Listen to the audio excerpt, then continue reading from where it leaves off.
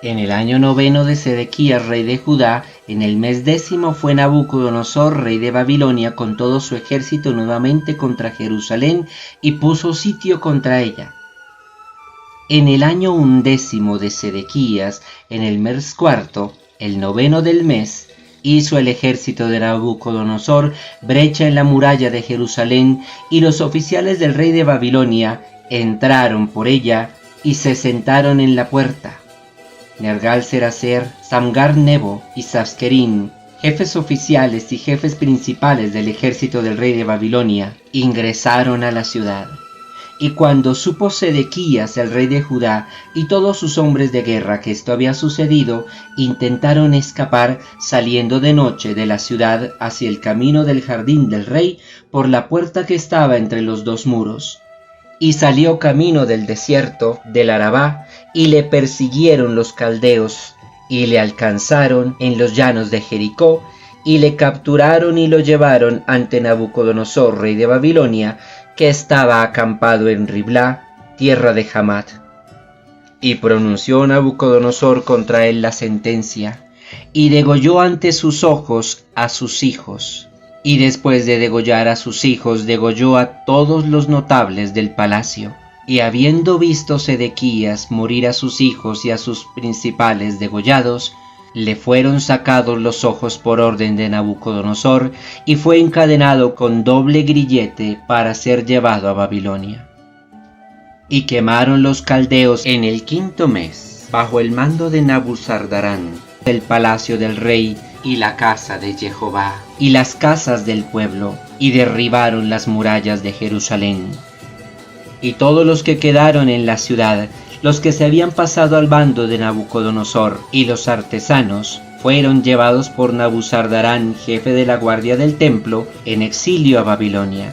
Mas los pobres, aquellos que no tenían nada, fueron dejados por Nabuzardarán, jefe de la guardia imperial de Nabucodonosor, en la tierra de Judá, y les fueron dadas viñas y campos para que cultivasen para Nabucodonosor. Y dio Nabucodonosor, rey de Babilonia, orden sobre Jeremías a Nabuzardarán, jefe de su guardia, diciendo: tómalo y vigílalo, mas no le hagas ningún daño, sino tal como él te pida, trátalo así.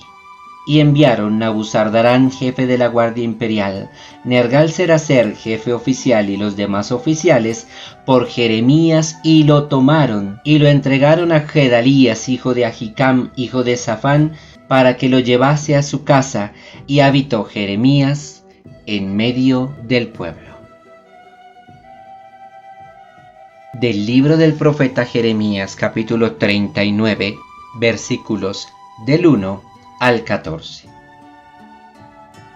Como hemos escuchado, seguramente, queridos hermanos, hemos comprobado que efectivamente el orden en el que debíamos leer este capítulo 39 es el orden en el que lo hemos empezado a leer.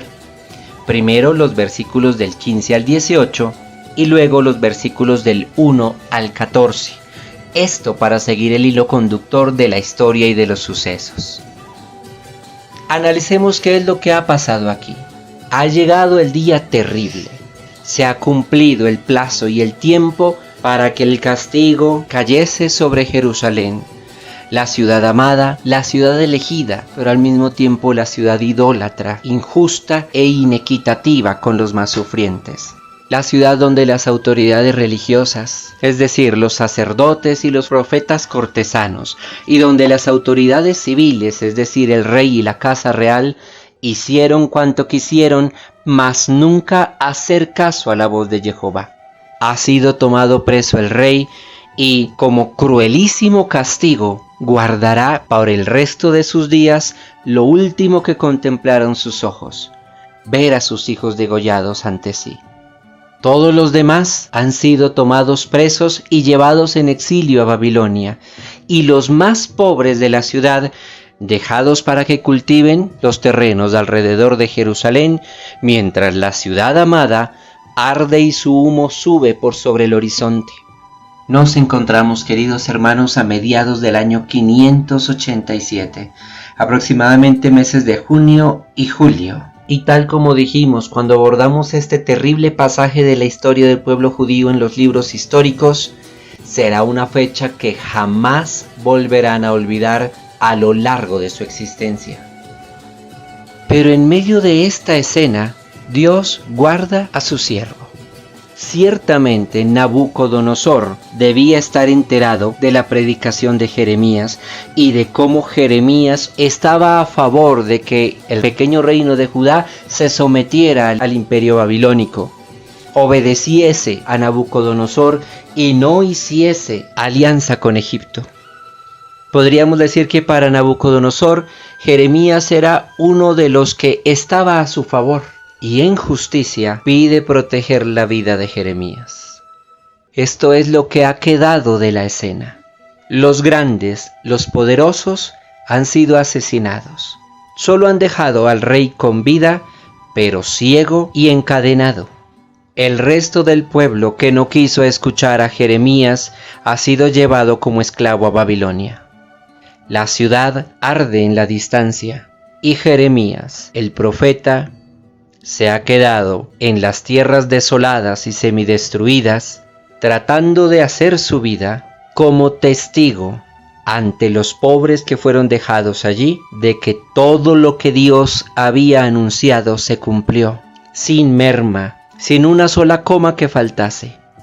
¿Qué pensarán los pobres que quedaron allí? Aquellos que no tenían nada y ahora tienen una parcelita para cultivar. ¿Qué pensarán al ver la destrucción y las ruinas de la ciudad? ¿Qué pensarán al ver a Jeremías, el profeta odiado, despreciado, golpeado, encerrado, encarcelado, humillado y burlado, junto a ellos como esperanza y como muestra de que todo lo que profetizó se cumplió? ¿Qué nos queda de esto, queridos hermanos? Que los pobres, los menospreciados, los que siempre son tenidos por nada, aquellos desechados de la sociedad y de los poderosos, aquellos cuya única esperanza y pertenencia es su fe en Dios, y los siervos de Dios, los que entregan su vida a Él y se dedican a Él, serán guardados al final por Dios. Recibirán misericordias del Altísimo y verán, quizá con sobrecogimiento y con llanto, el porvenir y la tragedia que cae sobre el mundo que da la espalda a Dios. Que el gloriosísimo nombre de Cristo sea pronunciado por sobre todos nosotros. Amén.